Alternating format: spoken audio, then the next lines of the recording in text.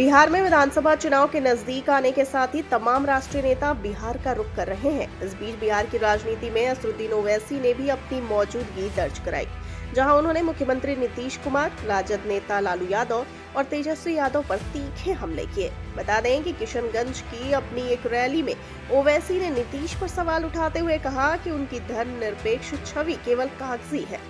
गोधरा दंगों के बाद भी नीतीश कुमार की बीजेपी के साथ गठजोड़ वाली राजनीति पर उन्होंने कटाक्ष किया। ओवैसी ने दावा किया कि नीतीश पर धर्मनिरपेक्षता के मामले में कभी विश्वास नहीं किया जा सकता। वक्फ कानून पर ओवैसी ने नीतीश कुमार और चिराग पासवान की गठजोड़ वाली रणनीति की आलोचना की, जिससे उनका कहना है कि मुसलमानों को नुकसान पहुंचा है। उन्होंने राजद पर निशाना साधते हुए कहा कि उनकी पार्टी के 4 विधायक पिछले चुनाव में खरीदे गए थे, परंतु अब वह 2025 के चुनाव में 24 विधायकों के साथ उतरेंगे। ओवैसी ने साफ किया कि इस बार उनकी पार्टी बड़ी संख्या में सीटों पर चुनाव लड़ेगी। बता दें कि राजद और प्रदेश में हो रही राजनीति पर ओवैसी ने कहा कि आरजेडी ने सीमांचल में विकास का कोई काम नहीं किया है। तेजस्वी यादव के मुख्यमंत्री बनने की संभावना को सिरे से खारिज करते हुए उन्होंने कहा कि सिर्फ पूर्वजों की यादों के भरोसे आगे नहीं बढ़ा जा सकता।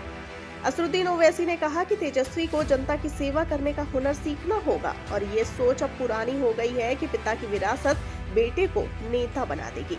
उन्होंने तंज कसते हुए कहा कि तेजस्वी को अगर उनसे कोई परेशानी हो तो वो इसे निपटाने के लिए दवा ले सकते हैं। वक्फ और अन्य मुद्दों के अलावा असदुद्दीन ओवैसी ने पहलगाम हमलों की निंदा करते हुए कहा कि भारत सरकार को इस पर कड़ी कार्रवाई करनी चाहिए। उन्होंने पाकिस्तान के संबंध में भी सख्त रुख अपनाया और कहा कि भारत को पीओके में आक्रमणकारी नीति अपनानी चाहिए।